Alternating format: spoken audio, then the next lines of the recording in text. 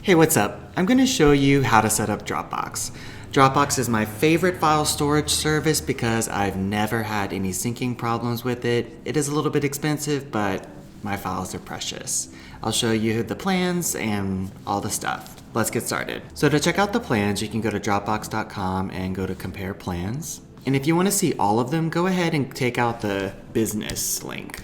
Yeah, so dropbox.com/plans. So I would recommend actually the professional for individuals. You'll get 3 terabytes for $16.58 a month. You can pay less if you pay per year. I pay per year.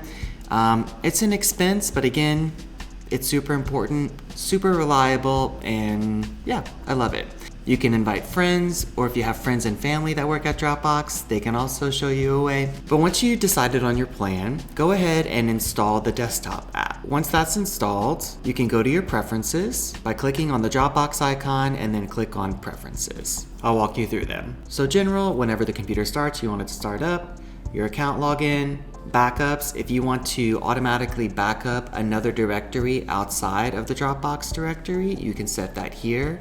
I used to do my mail, so username, library, preferences, mail, and I would Dropbox all that, but it took up a lot of space, so I just back it up every once in a while on a hard drive. Network, in the bandwidth settings, you want to go ahead and go to change settings, and you can change the upload rate to don't limit.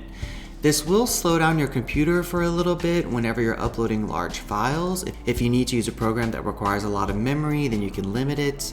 But I go ahead and put don't limit, so that way my uploads will upload as fast as possible. Next, notifications. You can choose to have them on or off. And then for sync, the cool thing about Dropbox and with other services now is that you can see the entire directory structure of your Dropbox but not see it online. But you can also search for it. Box, you can't do that, box.com. I'll show you what I mean. So if I go to t-shirts, I can see this little icon here, and you can see that it's online only, so these files aren't downloaded.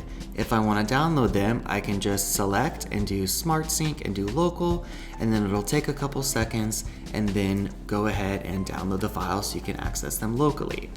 If you want to have them be online only and save a little bit of space, just do the same thing and you can do online only, and then they'll be removed from your hard drive, but they'll be living inside of the cloud.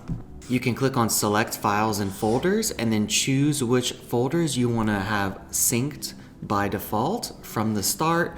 Or what I do is I just have everything be online only and then choose what to put on my hard drive folder by folder. Selective sync is the old method of syncing, and essentially you can choose a folder and 100% of it will be on the hard drive. So if you prefer the old way, that's good too. Another cool thing that comes with Dropbox is Dropbox Paper.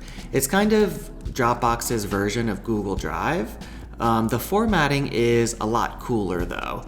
And I made this page for some book recommendations for some friends, but check it out. I think you might be able to access Dropbox Paper for free. Some other cool features is you can do commenting with Dropbox.